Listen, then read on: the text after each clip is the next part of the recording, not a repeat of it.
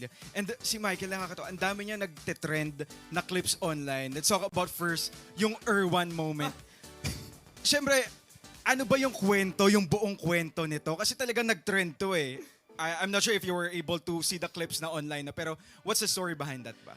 First and foremost, I would just like to say that I am a huge fan of Erwan Heussaff. I mean, he's a great cook.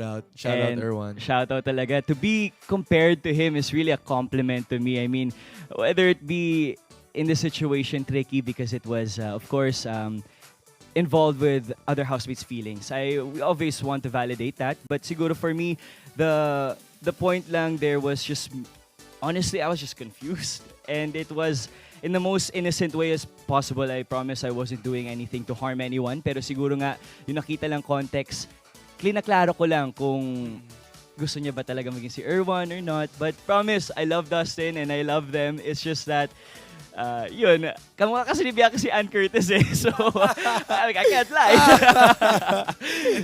Thank you, Michael, for clearing that. Yeah.